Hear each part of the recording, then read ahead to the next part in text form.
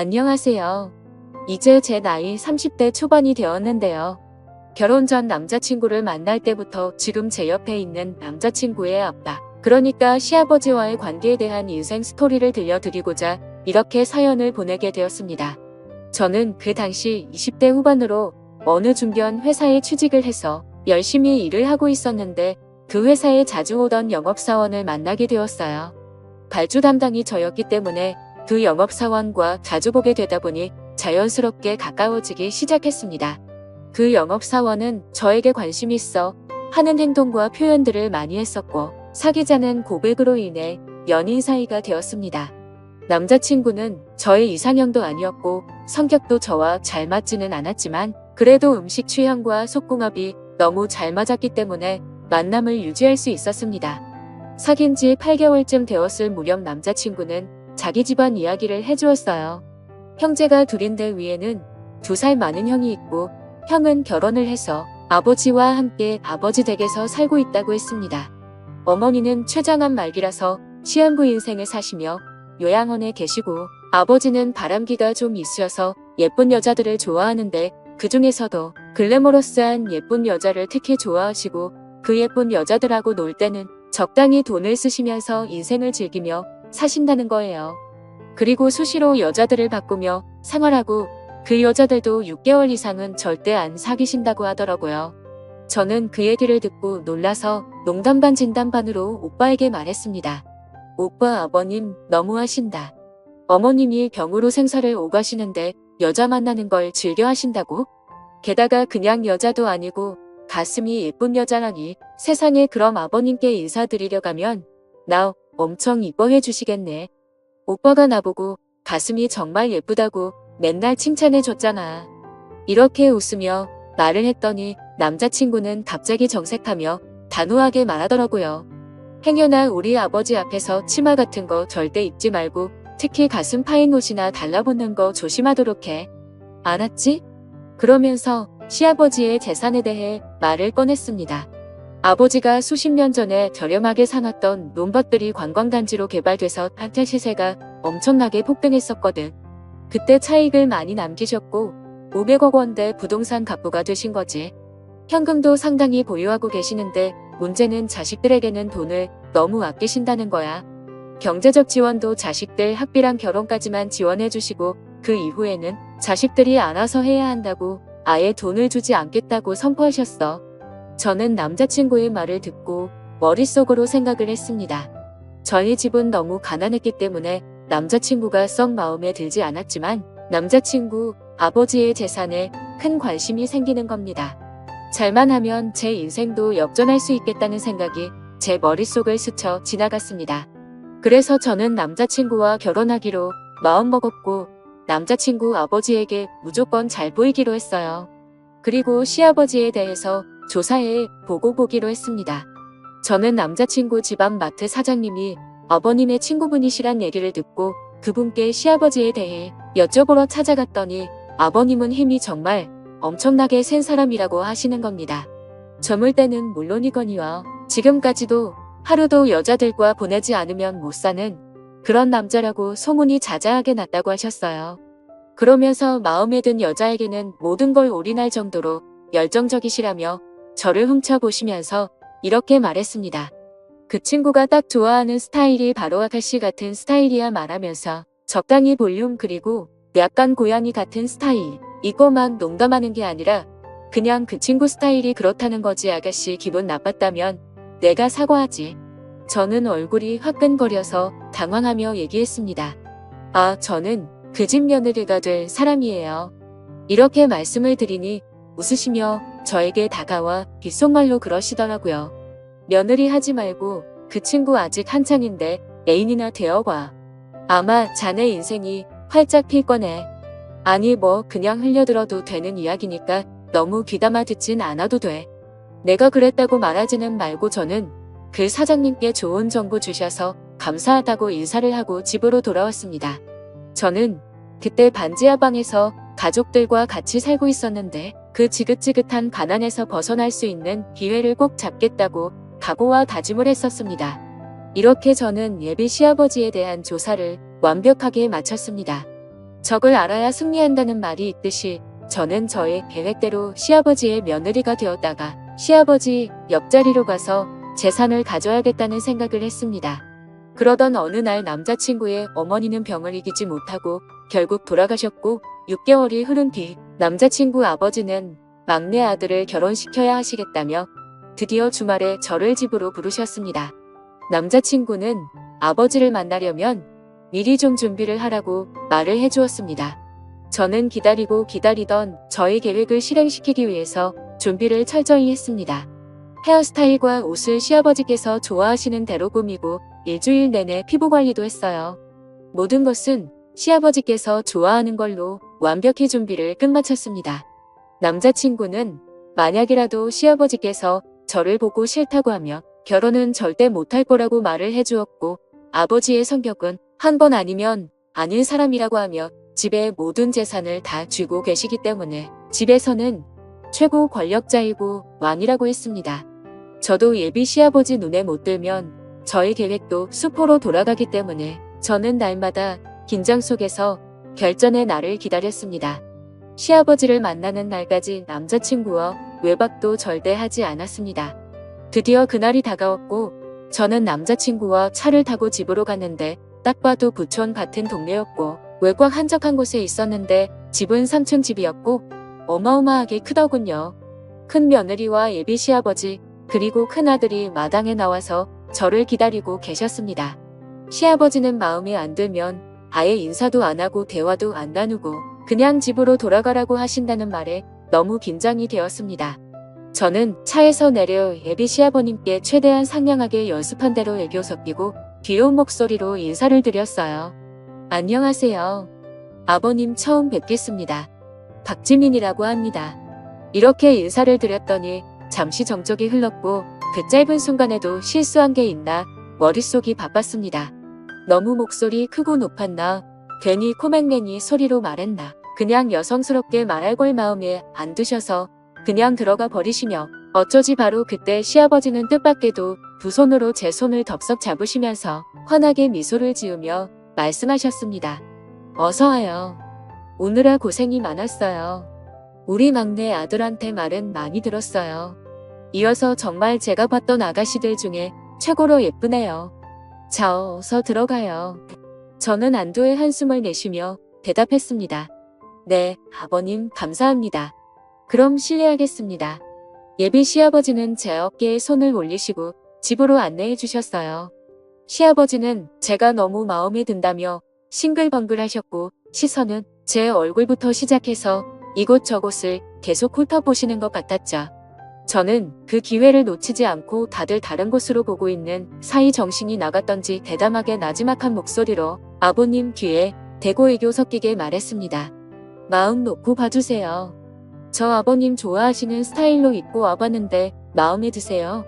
그리고 큰 목소리로 아버님 외모를 칭찬해 드렸습니다. 근데 아버님 정말 50대 맞으세요? 거짓말. 40대 초반으로밖에 안 보이시는데요.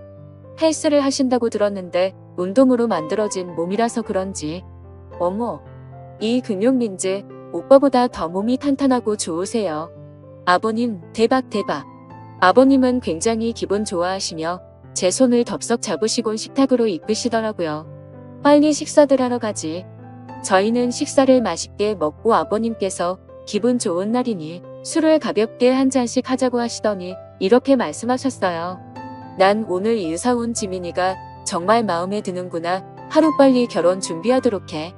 저는 갑작스런 허락 말씀에 뜰 듯이 기뻤지만 최대한 차분하게 말씀드렸어요.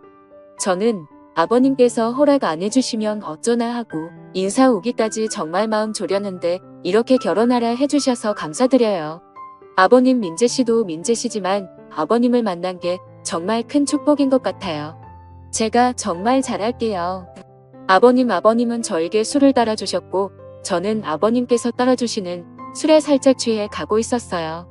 저는 첫 만남이라 실수를 안 하기 위해 어느 정도 선까지만 술을 마시고 그 이상은 마시지 않았어요.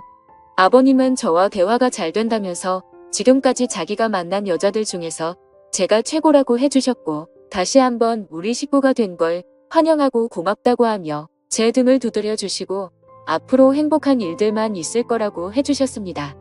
저는 아버님과 금방 친해졌고 또 가족들과도 가까워진 것 같았습니다. 그로부터 몇 달 뒤 남자친구와 저는 결혼식을 올리게 되었고 저희는 신혼여행을 다녀온 후 시댁에서 함께 살게 되었어요. 집이 크니 한 층씩 사용을 하였고 아버님은 저에게 하시는 모든 행동들이 자식들한테 하는 것보다 더 잘해주시고 더 예뻐해 주셨고 사랑을 듬뿍 주셨습니다. 주말이 되면 남편은 자전거 타는 것을 좋아해서 동호회 사람들과 제주도 또는 강원도까지 자전거 여행을 다녔습니다. 1박 2일로 주말마다 갔어요. 그래서 혼자 있는 시간이 많다 보니 남편이 없을 때는 아버님의 권유로 같이 쇼핑도 하고 맛있는 음식도 먹고 등산도 하고 가끔 골프도 치곤 했어요. 아버님과 저희 사이는 더욱 가까워져 갔고 하도 붙어 다니니 남들이 시아버지와 며느리가 아니라 아버님의 두 번째 마누라라고 하시더라고요. 아버님이 아는 분은 저에게 사모님이라고 농담식으로 부르곤 했어요. 그런데 이상하게 아버님은 그 사람들에게 농담 그만하라는 말씀을 전혀 하지 않으셨어요. 그러던 어느 날 저는 아버님과 술을 한잔하면서 아버님에게 부탁이 있다고 말씀을 드리니 아버님은 제 부탁이면 다 들어주겠다고 말해보라고 하셨습니다. 저 아버님 사실 요즘 너무 행복한데 마음 한구석은 항상 친정 식구들 걱정이 되거든요. 저만 이렇게 좋은 집에서 아버님 덕에 호강하면서 사는데 저의 친정 식구들은 반지하 방에서 고생하고 있으니 마음이 불편해서요. 염치 없지만 아버님께서 조금만 도와주시면 안 될까요? 이런 말씀드려서 죄송해요 아버님. 이렇게 애교 섞인 목소리로 부탁을 드렸더니 아버님은 기다렸다는 듯이 말씀하시더라고요. 그래 우리 며느리 걱정이 많았지. 안 그래도 다 끝내놓고 깜짝 선물로 너한테 말해주려고 했었다. 착한 우리 며느리가 친정 걱정을 왜 안 하겠나 싶어서 내가 준비 다 해뒀지. 이미 40평대 아파트로 준비를 다 해놨고 지금 살림살이 넣고 있으니 다음 주에 사돈어른과 동생들이 이사만 하시면 되겠구나. 명의도 우리 며느리 앞으로 해놨으니까 네가 알아서 하도록 해. 어머, 아버님 정말요? 너무 감사해요. 이거 꿈 아니죠? 저는 아버님이 너무 감사해서 저도 모르게 울면서 아버님 품에 안겨버리고 말았고 아버님은 뭘 그런 거 가지고 우냐면서 저를 꽉 안아주시며 토닥여주시는데 아버님의 품은 너무 따뜻했습니다. 저는 이때다 싶어 아버님께 애교 섞인 말로 얘기했습니다. 아버님 이제 다른 여자들 안 만나시면 안 돼요. 그 대신 제가 아버님께서 원하시는 대로 다 해드릴게요. 아버님은 저만 보셨으면 좋겠거든요. 아버님은 웃으시면서 제 머리를 쓰다듬으시며 말씀하셨어요. 다른 여자들 만나서 즐기는 재미로 사는데 우리 예쁜 며느리가 그 빈자리 채워준다는데 한번 생각해봐야지. 그리고 아버님은 그 이상의 선을 넘지 않고 금단의 선을 잘 지키셨습니다. 아주 멋진 아버님이셨어요. 다음날 부모님께 이사갈 준비하면 안 된다고 자초지장을 말했더니 울먹이시며 고맙다고 하셨습니다. 그때 전화기가 울리는데 강원도로 자전거 여행을 갔던 남편의 동호회 회장님의 번호였고 바로 전화를 받으니 남편이 자전거를 타다가 뒤에서 오는 1톤 트럭과 부딪혀 지금 병원에서 사경을 헤매고 있다는 것이었습니다. 저는 충격 속에 울며 아버님께 전화를 드렸고 함께 차를 타고 강원도로 급히 올라가 병원에 도착하니 이미 남편은 하늘나라로 떠나버리고 말았더라고요. 결혼한 지 얼마 안 된 신혼인데 너무나 슬펐습니다. 아버님과 저는 죽은 남편을 붙잡고 대성통곡을 하였고 서울로 돌아와 남편의 장례를 치렀습니다. 저는 30대 초반의 젊은 나이에 혼자가 되어버리고 말았습니다. 막상 남편이 너무 일찍 저 세상으로 가버려서인지 저는 이제 어떻게 살아야 할지 막막하더라고요. 그 순간에도 제가 세웠던 계획에 차질이 생기지 않을까 하는 못된 걱정도 들었어요. 아버님께서 갑자기 제가 마음에 안 든다며 집에서 나가라고 하실지도 모르고 빈털터리로 쫓겨날 것 같았습니다. 남편은 가진 돈도 별로 없었기 때문에 당장은 아버님 댁에서 살 수밖에 없었거든요. 그때 아버님은 저를 부르시더니 이렇게 말씀하셨어요.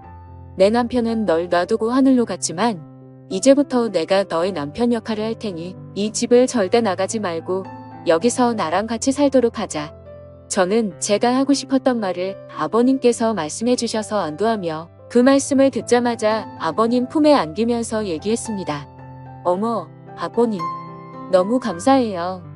제가 잘할게요. 아버님 지금 살고 있는 집은 큰아들에게 주고 다른 집이 하나 있으니 그곳에 가서 같이 살자고 했습니다. 그렇게 남편이 죽고 1년이 지난 후에 아버님과 함께 새로운 집으로 이사를 가게 되었죠. 그 집은 지금 살고 있는 집보다 비교가 안 될 정도로 더 크고 웅장한 집이었습니다. 아버님은 이미 저하고 살 수 있도록 저에게 맞게 인테리어와 가구를 해놓으셨더라고요. 저에게 선물로 주는 거라고 하셨고 이 집에서 같이 잘 살아보자고 하셨습니다. 아버님은 남편이 죽고 2년 동안 서로 조심하였고 그냥 며느리와 시아버지 그 이상에서는 절대 넘지를 않았습니다. 그게 하늘로 간 남편에 대한 마지막 예의라고 생각했기 때문입니다. 1년이 조금 지난 어느 날 아버님 술을 한잔하며 앞으로의 계획에 대해 이야기를 하게 되었는데 이런저런 이야기를 하며 술을 한 잔 두 잔 마시다 보니 살짝 취기가 올라왔습니다. 그렇게 저와 아버님은 시아버지와 며느리의 사이를 넘어서 남자와 여자의 그런 사이가 되어버리고 말았습니다. 아버님은 갑자기 저를 쳐다보더니 잠시 정적이 흘렀습니다. 그 침묵 속에서 제가 먼저 속마음을 말씀드렸어요. 아버님을 앞으로 한 남자로 아버님만 바라보고 사랑할 거예요. 이제부터 시아버지 말고 제 남자가 되어주세요. 그래 주실 거죠? 그러자 아버님이 미소 지으시며 말씀하시더라고요. 내가 원했던 게 바로 그거야. 나도 평생 너 하나만을 바라보고 사랑해 줄 거다. 전에 만나던 주변 여자들은 예전에 다 정리했으니까 걱정 말고 나도 이제는 너만 볼 거야. 그럼 저 이제부터 오빠라고 부를래요. 오빠라고 불러드린다고 하니 아버님은 너무나 좋아하시더라고요. 제가 30대 초반이고 오빠는 50대 중반이니 나이 차이는 22살밖에 차이 나지 않으니 딱 좋았어요.